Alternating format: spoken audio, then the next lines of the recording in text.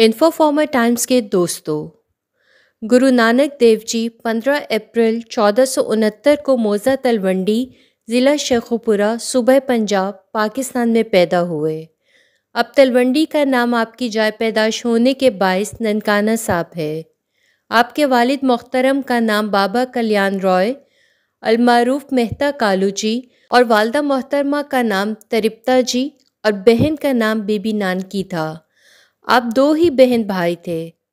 جب گرو نانک 7 سال کے ہوئے تو ان کو پنڈت گوپال کے پاس ہندی پڑھانے کے لیے بٹھایا گیا، پھر پنڈت برج لال کے پاس سنسکرت اور مولوی قطب الدین کے پاس فارسی پڑھنے بٹھایا گیا۔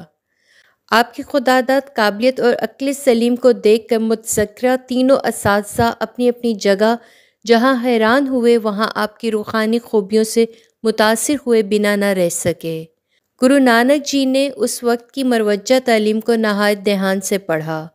اب دیگر طلبہ کے برعکس کھیل کود میں وقت ضائع کرنے کی بجائے ہم عمر لڑکوں کو لے کر ست کرتار کا جاپ جپا کرتے اور ہمیشہ کسی لگن میں مگن رہا کرتے۔ آپ کو دنیاوی خواہشات اور لذتوں سے بالکل لگاؤ نہ تھا۔ آپ کی سنجیدگی اور بردباری کو دیکھ کر شہر کے لوگ جہاں ازحد متاثر ہوئے وہاں آپ کے سامنے سر تسلیم خم بھی کرتے۔ شہر کا حاکم رائے بولار آپ کی خوبیوں کا گرویدہ بن گیا۔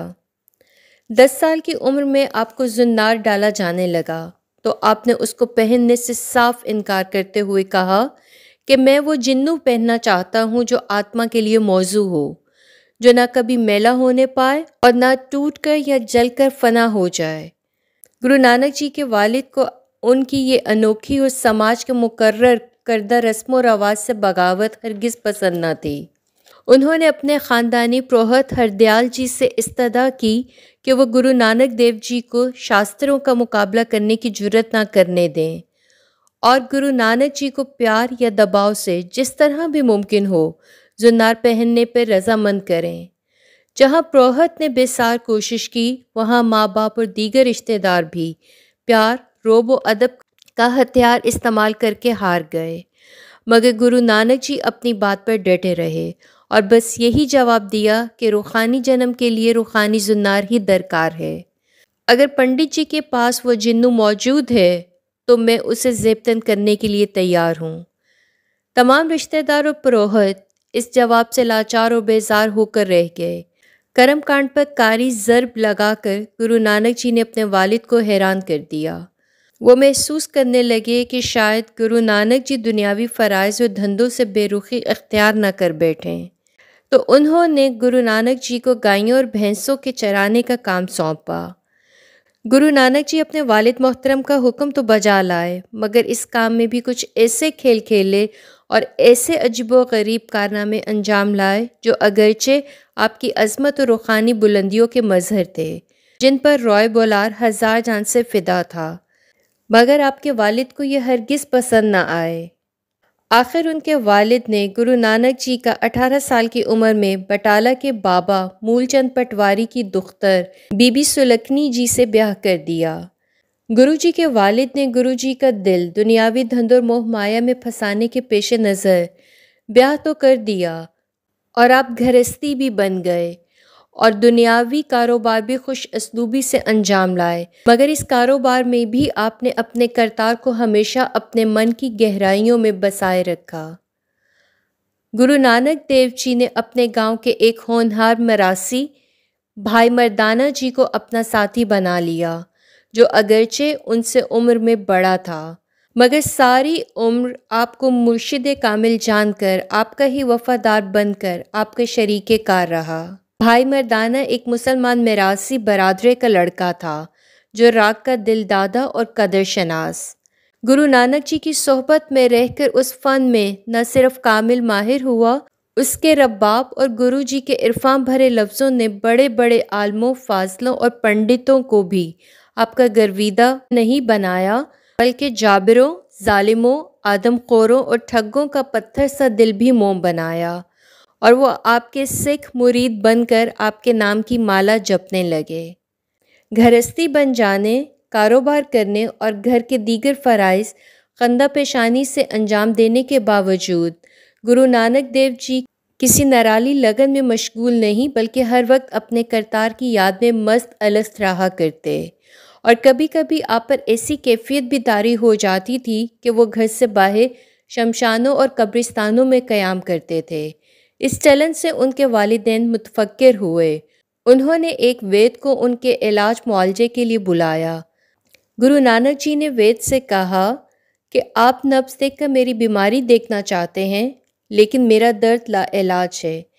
اس مرض کا علاج وہی کر سکتا ہے جو میرے دل کی گہرائیوں کو پہچاننے کی صلاحیت رکھتا ہو۔ وید جی بھلا اس راز کو کیا جان سکتے تھے؟ وہ عشق حقیقی کے مریض کا علاج کیے بغیر چلے گئے۔ گرو نانک جی اس واقعے کے کئی دن بعد خاموش رہے۔ انہوں نے نہ روٹی کھائی اور نہ کسی کے بلانے کے باوجود بات چیت کی۔ پھر کچھ عرصہ بعد وہ اپنے معمول کے کاروبار میں ہمتن مصروف ہو گئے۔ ایک دن گرو نانک جی گھر سے 20 روپے لے کر سودا سلف لینے چوڑکانہ کی طرف چل پڑے۔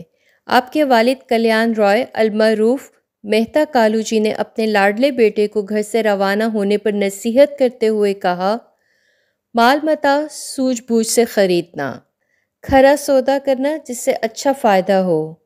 اس زمانے میں سکندر لودھی کا راج تھا۔ ہندو جہاں سکندر کے ہاتھوں دکھی تھے، وہاں پنجاب میں سوکھا پڑ جانے کے باعث قحط پھوٹ پڑا تھا۔ جہاں غریب عوام پریشان اور بھوکے تھے، وہاں سادھو سنت اور بیکار لوگ بے حد دکھی تھے۔ چنانچہ گرو نانک جی بھائی مردانہ کے ہمراہ چوڑکانہ پہنچے تو ان کو بہت سارے سادھو ملے جو 2 دن سے بھوک کا سامنا کر رہے تھے۔ آپ نے سودا سلف لا کر نہ صرف ان بھوکے سادھوؤں کو لنگر بنا کر کھلایا بلکہ اور بہت سارے غریبوں کو بھی بھوک سے نجات دلائی۔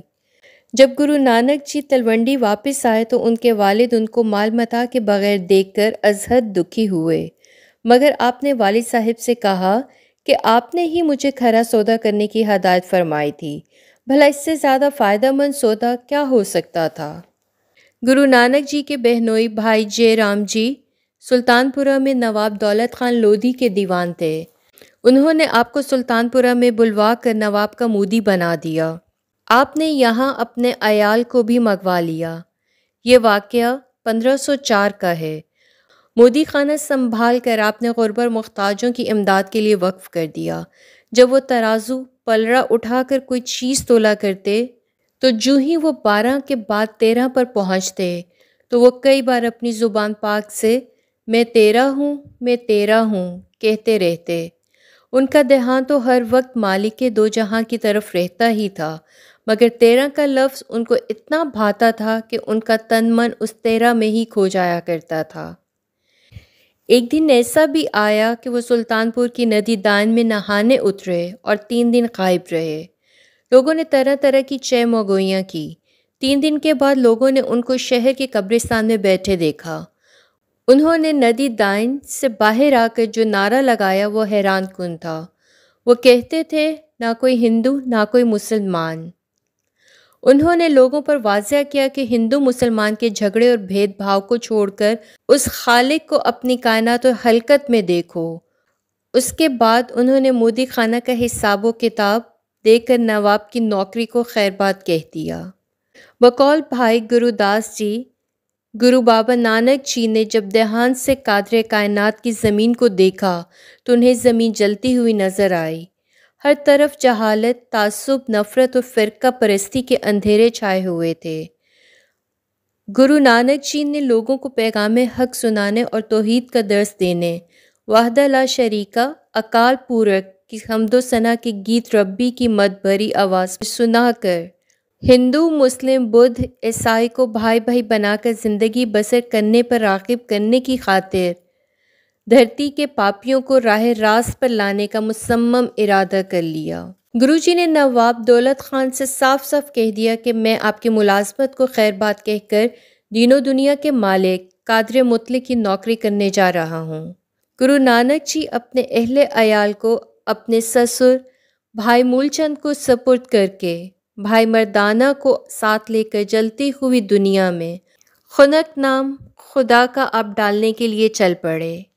آپ نے نہ صرف ہندوستان کے تمام پرانتوں کا پیدل سفر کیا بلکہ سری لنکا، برما، عرب ممالک، ایران، ترکستان، افغانستان، تبت، نیپال، بھوٹان اور چین تک کا پیدل سفر کیا۔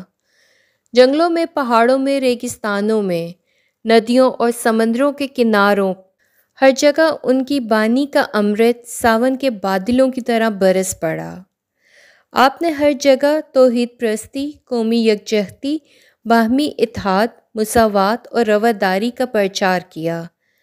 تبھی علامہ اقبال کو یہ نعرہ حق لگانا پڑا۔ پھر اٹھی آخر صدا توحید کی پنجاب سے، ہند کو ایک مرد کامل نے جگایا خواب سے۔ 23 ستمبر 1539 کو گرو نانک جی وصال فرما گئے۔ آپ اس عالم فانی میں 70 برس 5 ماہ اور 3 دن ابر رحمت برسانے میں خمتاً مصروف رہے۔ جو ہی آپ کا وصال ہوا، آپ کے ہندو اور مسلمان پیروکاروں میں جھگڑا شروع ہو گیا کہ آپ کے جسد حاقی کو دفنایا جائے یا سپرد آگ کیا جائے۔ گیانی کرتار سنگھ کومل اپنی کتاب میں لکھتے ہیں کہ گرو جی اس بات کا پہلے ہی فیصلہ کر گئے تھے کہ میرے دائیں اور بائیں طرف تازہ پھول رکھ دینا، جس طرف کے پھول صبح تک تازہ رہیں، وہ جس طرح چاہیں میری آخری رسم ادا کریں، اور اسی طرح کیا گیا۔ جب صبح چادر اٹھائی گئی تو وہاں جسد خاکی موجود نہ تھا، اور دونوں کے رکھے ہوئے پھول تازہ تھے۔ دونوں نے اپنے اپنے عقیدے اور رواج کے مطابق پھولوں کو دفنایا اور سپرد آگ کیا۔ دونوں یہ کہنے میں حق بجانب تھے کہ گرو نانک جی ہمارے ہیں۔ دونوں نے اس جگہ سمادھی اور روزہ تعمیر کروایا، مگر دونوں کو سیلاب بہا کر لے گیا۔ پھر کچھ عرصہ کے بعد ایک سکھ نے یہاں سمادھی بنائی، جو دربار صاحب کرتارپور راوی کے نام سے مشہور ہے، جو ننکانہ صاحب کی طرح پاکستان میں ہی ہے۔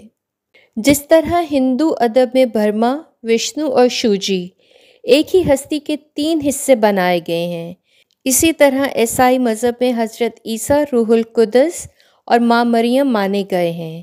ان کے برعکس گرو نانک جی نے گوربانی میں واضح کیا ہے کہ اکال پورکھ یعنی وحدہ لا شریک تمام دیوتاؤں سے بڑا ہے۔ یہ دیوتا اس بے انت کا انت نہیں پا سکتے، لہٰذا وہ ایک اوانکار ہی قابل پرستش ہے۔